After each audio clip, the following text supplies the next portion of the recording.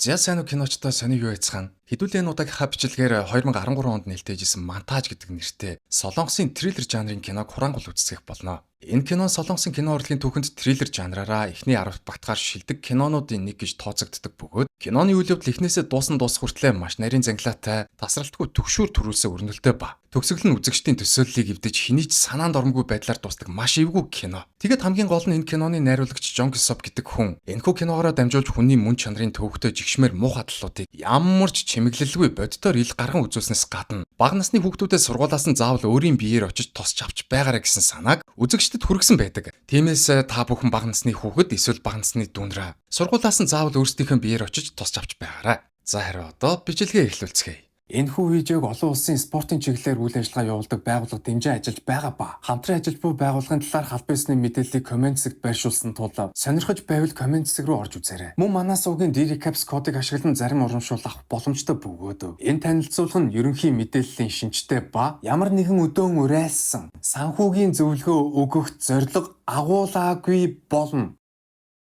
За тэгэхээр кино маань аимшигтай ослын дүр зураглаар эхэлдэг бөгөөд энэхүү ослыг хаяан гэдэг бүсгүй зүүдэлж байгаад тэрхүү хар дарсан зүүднээсээ зочин сэрдэг. Тэгтэл төд удалгүй гэрт нь мөрдөгч Чунхоо болон түүний хамтрагч Ёншиг хоёр хамтдаа хурж ирээд 15 жилийн өмнө хүнд барьцаалагдаж амиа алдсан төрсөн охиных нь хэрэг. 2 хоногийн дараа хөө хилцэх хугацаанд дуусаад дахин хэрэгсэхгүй болох ч гэсэн таагүй мэдээг дуулгадаг. Тэгтэл хаяан мөрдөгч Чунхоод чи миний охины хэргийг заавал илрүүлж өгнө гэж амласан биз дээ. Тэрхүү амлалтандаа одоо хүр. Би чамд өөрийнхөө цуглуулсан эдгээр хэргийн материалуудаа өгье гэж хэлээд өөрийнхөө цуглуулсан бүх хэргийн материалуудаа гаргаж ирээд үзүүлдэгч мөрдөгч нар танаа охины хэрэг энэ хүрээд дуусаж байх шиг байна гэсэн хариуг өгөнгүүтээ гэрээс нь гарч явцгаадаг.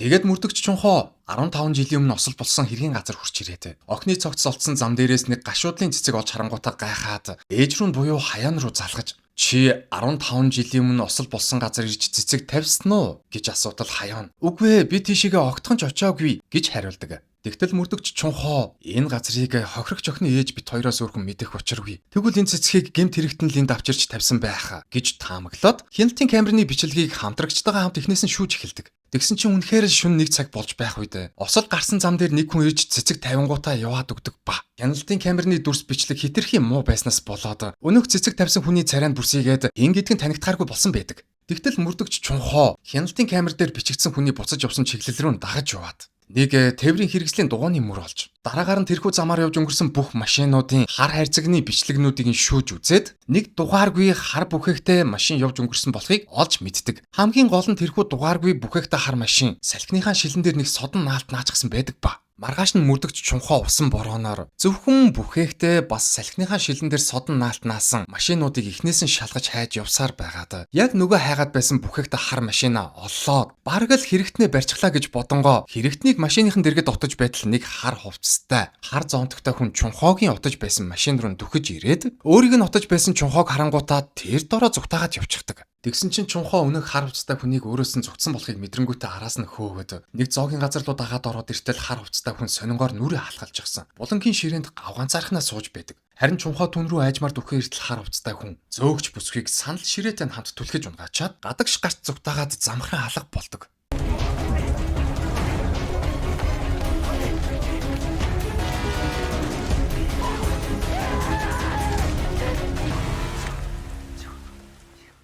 Ингээд маргааш нь Чунхоог ахлахын дуудаад одооноос чи шинэ хэрэг дээр ажиллаа. Өмнөх хэрэг чинь хаагдсан гэж хэлээд 15 жилийн өмнө амиа алдсан охины бүх хэргийн материалуудыг нь хүчингүй болгодог. Харин 15 жилийн өмнө амиа алдсан охины ээж болох Хаяон өчигдөрхөн хэрэгтний зүгтэж орсон зоогийн газар хурч ирээд хэрэгтний сууж байсан ширээний дэрэгдээс түүний орхиж явсан хар зонтхийг нь олж авдаг. Дараад нь хар зонтхийг дэлгэж зонтхон дээр нь Наарэ банк гэсэн бичиг байхыг анзаарна. Тэгээд Хаяан тэрхүү Нара гэдэг банкн дээр очиж банкны тейлер бүсгүйтэй уулзаад энэ зонтхийг ямар хүмүүст өгдөг вэ гэж сутал тейлер бүсгүй. Энэ зонтхийг дээх үед манай банк VIP харилцагч нартаа л өгч байсан юм гэж хариулдаг. Тэгтэл Хаяан тейлер бүсгүйг оройн хоолнд өрж банкных нь бүх VIP харилцагчдын мэдээллийг өндөр мөнгөн дүнгээр худалдаж аваад банкны VIP харилцагчдыг эхнээс нь өөрийн биеэр шалгаж охиныхаа алуурчныг гав ганцаархнаа хайж эхэлдэг. Тэгээд энэ үйл явдлаас хойш бараг 1 сарын дараа Хан гэдэг нэртэй өвгөн зээ охиноос салхилууланга байшингийн гадах савлуур дээр хамтдаа тоглож байтал гэрийнх нь уц дуурч хаан өвгөн уцаа авахар гэртээ орж ирнэ. Гэтэл уцны цаана хинч дуурахгүй байж байгаад уц нь гинтгэн тасарнаа. Харин хаан өвгөн буцаад гадаг шагаа гараад иртэл зээ охин нь орсоргүй алгавсан байв. Хан өвгөн охиноо дуудаж ийш тийш тойрч гүйж явсаар савлуур дээрээс нэгэн гар утсыг олж авдаг. Удалгүй тэр гар утас дуурч хаан өвгөн утсыг автал уцны цаанаас зээ охин нь өвөө гэж хэд хэдэн удаа орилоод утсан тасарнаа. Ингээд хан өвгөн зээ охиноо хулгаад алдагдсан болохыг мэдээд цагдаа нарыг дуудаж зээ охиноо хайлгуулж эхэлнэ. Гэтэл орой эдний гэрлүү хэн нь үл мэдэгдэх хүн уцтаж охины ээжтэй яриад би танаа охиныг хулгаалсан хүн байна.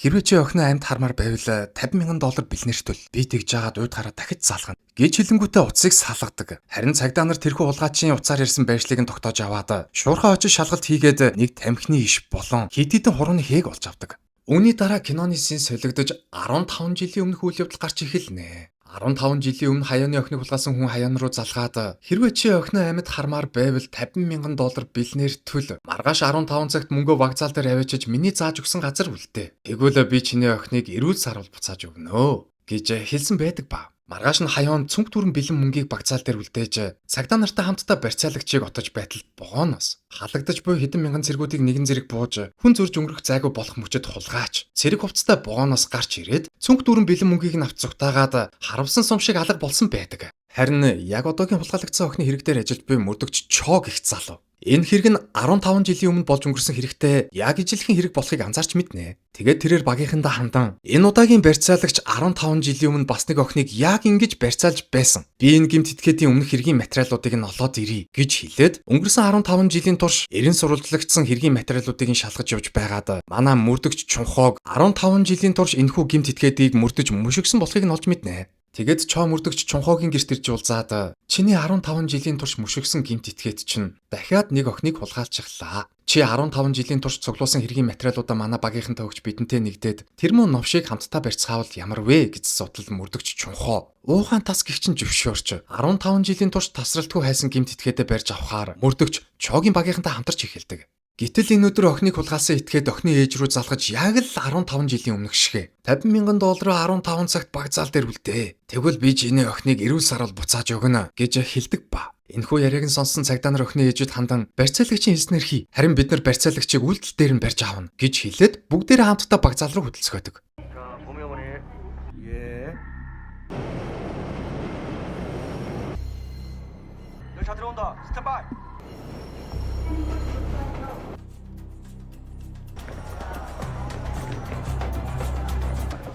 계단에서도 확인이 안 됩니다.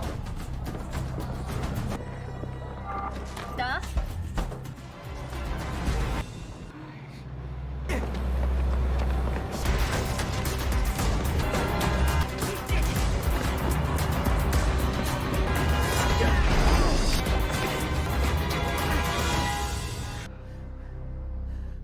За энэ хүнийг таньж гин үү таад? Энэ хүн бол барьцаалагдсан охины өвөө нь болох хан өвгөн шүү дээ. Тэгээд цагдаа нар түүнийг байцааж эхэлтэл тэрээр цагдаа нарт хандан би зээ охиноо хулгаад алдсан тэр өдрөө нэг гар утас олсон юм л да. Тэгээд тэр гар утас руу барьцаалагч залгаад хэрвээ охиноо амьд хармаар байвал хинд ч хэлэлгүй зөвхөн миний хийснийг хий гэж хэлсэн. Дараад нь барьцаалагч намайг замчиж эзгүй хэрнийг сараалжинд очихыг тушаасан. Тэгээд би түүний хэлснээр тэрхүү эзгүй сараалжинд очих мөчөд сараалжнаас миний охин өвөө гэж дуудах чимээн сонсогдоод би шууд дотгошоогоо гүйж орсон. Харин намайг дотгошоогоо орох мөчөд миний охин тэнд байгаагүй. Миний охины дууг хурааж авсан нэг муу магнитофон хөгжмөл тэнд байсан. Дараад нь барьцаалагч миний машинд цэрэг хувцас үлдээгээд тэрхүү хувцсыг өмсөж 15 цагт вокзал дээр очиод охиныхоо үлдээсэн цүнхтэй мөнгийг авч зүгтаа. Хэрвээ энэ бүхэн амжилттай болох юм бол би чиний зээ охиныг суллнаа гэд захиа үлдээчихсэн байсан юм аа. Би энэ бүхнийг зээ охиноо аврахын тулд л хийсэн юм шүү дээ гэж цагдаа нарт мэдүүлэг өгдөг. Тэгтэл манай мөрдөгч Чунхо тэр сараалжин хаан байсан юм болоо гэж асуугаад хаан өвгнөр байршлыг нь залгуулж аваад өнөх сараалжин дээр нь очиж барьцаалагцсан охины өвөө гэж өрлөдсөн кассетыг нь олж авнаа. Дараад нь хотод буцаж ирээд таньдаг дууны техникч найзынхаа ажил дээр нь очиж кассетыг нэгтлуулаад үр дүнд нь барьцаалагцсан охин болон барьцаалагч хоёрын хоёулангийнх нь хоолой кассетэн дээр бичигдсэн болохыг олж мэднэ. Тэгээд зөвхөн барьцаалагчийн хоолойг нэгтлуулж байгаад нэлээд сонирхолтой нэгэн мэдээллийг олж авна. Тэрхүү мэдээлэл нь юу вэ гэхээр 15 жилийн өмнө хаяаны охиныг барьцаалсан хүний хоолой одоогийн барьцаалагчийн хоолойнд биш байдаг. Нэгүгээр хэлэх юм бол 15 жилийн өмнө хаяаны охиныг барьцаалсан хүн хан өвгний зээ охиныг барьцаалсан хүн бишээ гэсэн үг. Тэгээд энэ бүхнийг олж мэдсэн чунхоо ажил дээрээ буцаад иртэл энэ хэрэг дээр хамтарч ажилласан чоо мөрдөгч түүнд хандан охины өвөө охиноо өөрөө улгаалсан юм байна. Учир нь хэд хоногийн өмнө барьцаалагч охины ээж рүү залгаж $50,000 нэхэх мөчөд бид нар түүний байршлыг тогтоосон юм.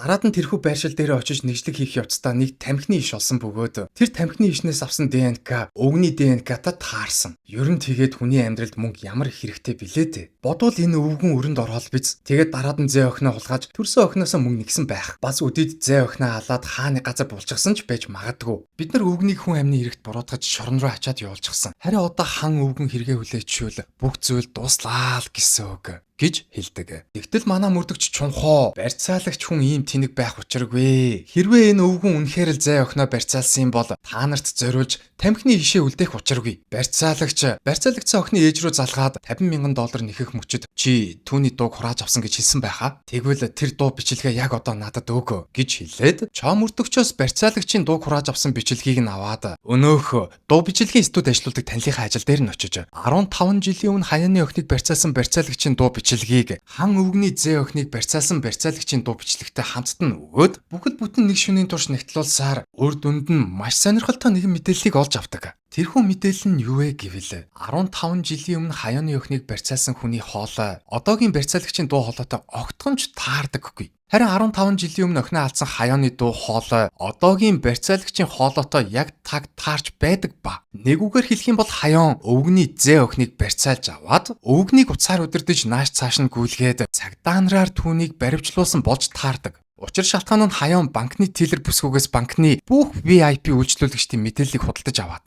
банкны VIP үйлчлүүлэгчдийг нэг нэгээр нь шалгаж явсаар нэгэн өдөр хан өвгний гэртээ эзгүй байх мөчөд гэрт нь ирээд эзгүй гэрийг нь нэгжиж явсаар зургийн цомгийг нь олж 15 жилийн өмнөх гэмт хэрэгтний зургийг өвгний залуу үеийн зурагтай харьцуулж хараад өвгнийг алуурчин мөн болохыг нь таньж мэдсэн байдаг. Харин манай мөрдөгч чунхоо барьцаалагцсан охин хаяаны гэрт нь байгаа юм байна гэж бодоод хаяаны гэрт иртэл үнэхээр л түүний таамагласнаар барьцаалагцсан охин хаяаны гэрт нь унтаж байдаг. Гэтэл мөрдөгч чунхоо хаяанд би одоо охиныг аваад явлаа. Түүнийг аав ээж хоёрт нь хүргэж өгөх хэрэгтэй шүү дээ гэж хэлтэл хаяан уйлаад одоо цаг нь бишээ. Хэрвээ чи энэ охиныг аваад явчихвал юм бол хан өвгөнд суллагдах болно. Түүнийг зээ охиноо хулгаасан гэж бодоод шоронд хорьсон биз дээ. Ядаж байхад нь миний охины хэрэг хүн хилцэх хугацаанд дуусчихсан болохоор хан өвгнийг яллаж чадахгүй. Чи яасан ч энэ охиныг авч явж болохгүй гэж гуйтал. Чунхоо тэр даруй хаяаны гэрээс гарч шоронд хоригдсан хан өвгнийг эргэлтийн өрөөнд дуудуулж уулзаад 15 жилийн өмнөх хан өвгний ам зургийг гаргаж ирэнгүүтээ мөн навшчин зурагтайгаа их адилхан юм гэж.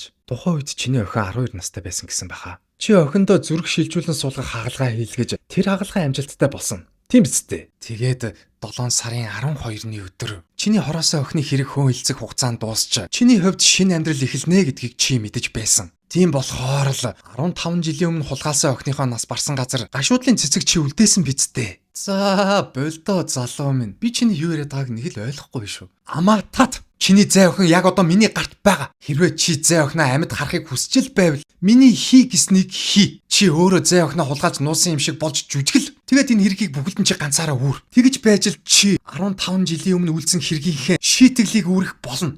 Тийм ээ.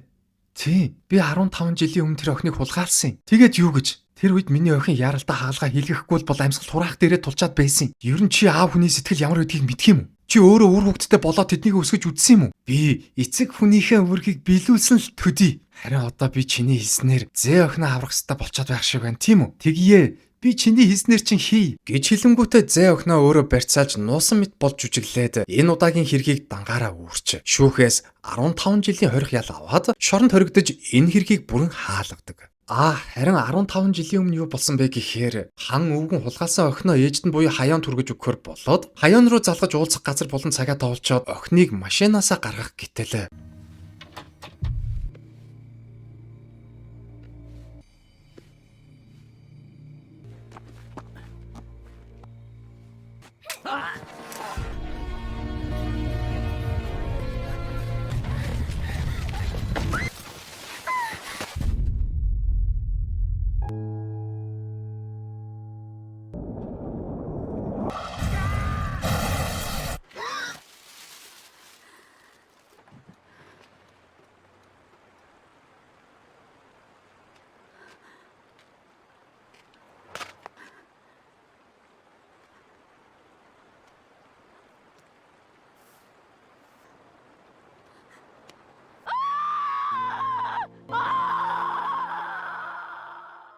За ингээд энэ бүхний дараа мөрдөгч Чунхо хан өвгний зэ өхнийг яг л өөрөө олсон мэт дүрийг хэсгэж түүний эцэг эхт нь хүргэж өгснөөр ерөнхийдөө энэхүү кино маань өндөрлөдгөө. За энэ хүрээд манай энэ удаагийн бичлэг маань дуусч байна. Хэрвээ энэхүү бичлэг маань таалагдсан бол лайк болон сабаа дараад манай сувгийг дэмжиж дараа дараагийн бичлэгүүдэд цаг алдалгүй үзцээж байгаарай. Баярлалаа үзэгчдээ, баяртай.